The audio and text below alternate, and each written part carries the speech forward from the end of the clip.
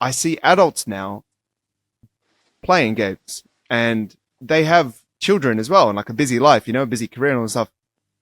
And I, I was saying that, that I want to ask you, I do wonder of like the implications of that. Like, sure, we need downtime and all that stuff, and maybe that's it for you. But I feel like sometimes there's an element of, and this is just my take, of you kind of almost, it's really easy to make progress or feel like you're moving forward, or like you have a sense of, or like brotherhood, and like, you can talk with your mates online, or you feel like you're progressing. Whereas sometimes in life, in the real world, it's kind of hard to make progress. You have to work at things, and it's quite hard, where I feel like sometimes gaming can be like almost like a quick hit of that.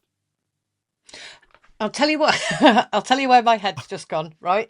I'm happy to be corrected.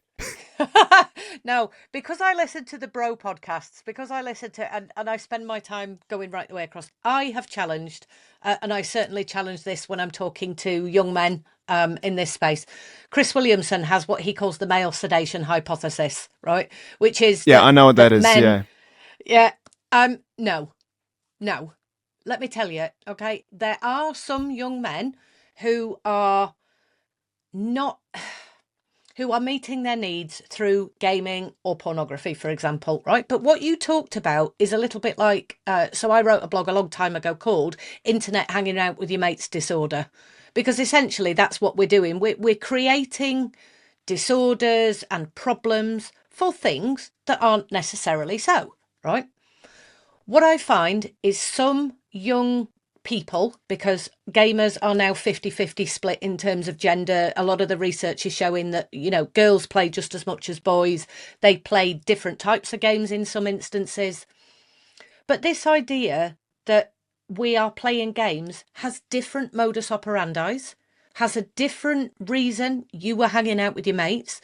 It didn't impede into your life and cause a problem.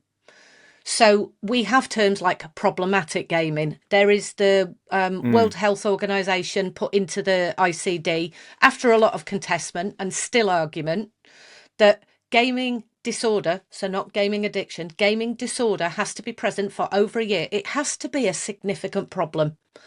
In, I think it's Japan, there is an issue called hikokimori, which is generally the firstborn male takes himself off to his room, locks the door, doesn't come out. And this is what some parents will report their teenage boys are like, for example. But actually, we're talking about, why is somebody gaming? Generally, it's to get better at a game, to gain mastery. Yes, you get those small wins. And those small wins don't always generalize to everyday settings in life. Absolutely not. This is where I see the content online talking about it's dopamine hits. It's not necessarily dopamine hits, because you actually get more pursuit in, I'm going to go home and play that game, than you would do in playing the game. I'm going to get to the next level is more of a dopamine hit than actually achieving the next level. So we've got the idea around this one particular neurotransmitter, ask about face, really, in this space at the minute. What I'm finding is right now, there's a lot of lethargy, melancholy, depression. There's not really a passion from a lot of young people to become something of value, because what we do as a society is we berate young people. We tell them that they're useless. They don't know anything. They have to abide by certain rules. And right now, they can spend their time looking on the internet, being told AI is going to replace your jobs. You need to learn your 15 times table for what reason? And what the children will say to me is, when am I going to use algebra, Kath? I say, well, if you're building a staircase, you might need Pythagoras' theorem to work out how the angle is going to go on the banister. But aside from that, unless you're an engineer, you're probably not. So what's the point in learning it when I could be?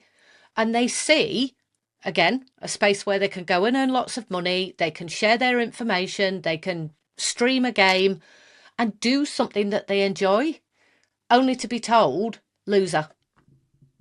So we're in a space at the minute where young people don't have the passion and desire to become anything of value, because we as the adults are not providing them with that route.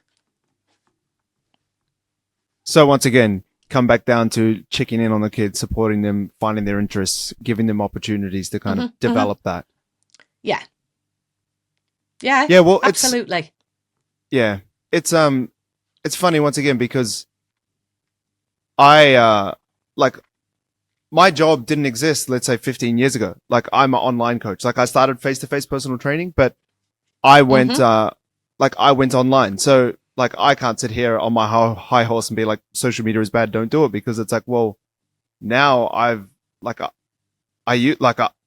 it a lot, and it's like it's what I do. So like I wasn't coming from a like, oh, gamers are losers type of perspective. I guess my question was like, and it was great that you outlined it, was, you know, I guess why are people doing it, and does it actually affect them in a negative way? Like I thought, like I had some of that bro energy behind me, just because, you know, like when you hear it first off, you go, oh, that sounds pretty correct.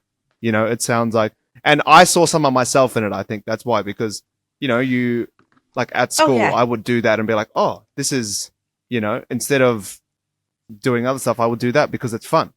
But I would sit in a room with my mates, like, and we and we would all play on the same screen. So for me, I felt like it was a bit better than playing online. But it's kind of, I don't know, it feels similar.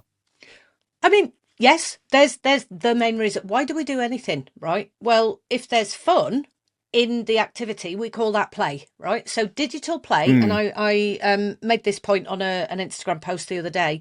Digital play is different. It is not less.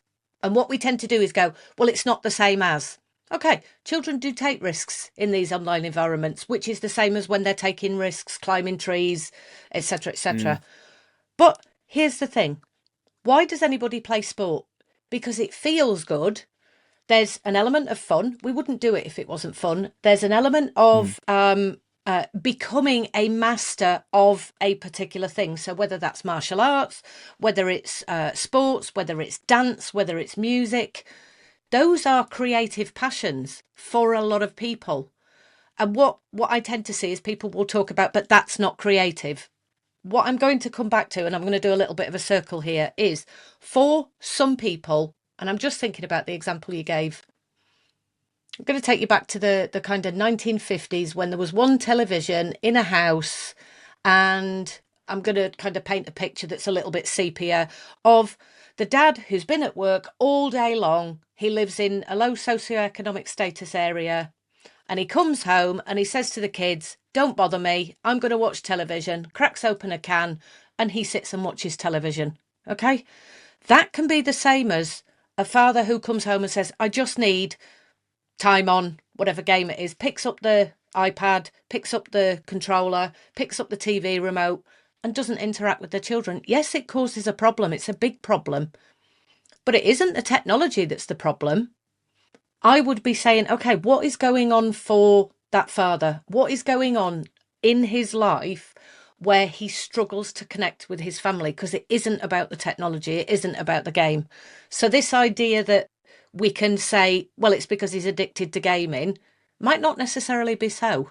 It might be more about he doesn't know how to talk to his children. He doesn't understand his children, or he wasn't given those skills by his father, or he believes he's a crap father in most cases because he's not spending time with, and the parent that he sees having the fun with the child is directly in front of him, and he thinks, why don't my children talk to me like that?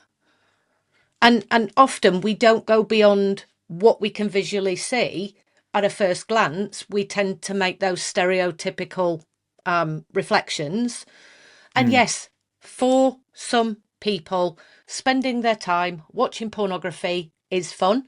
For some people, watching pornography is about curiosity. For some people, it's about mind numbing. I can't cope with the day.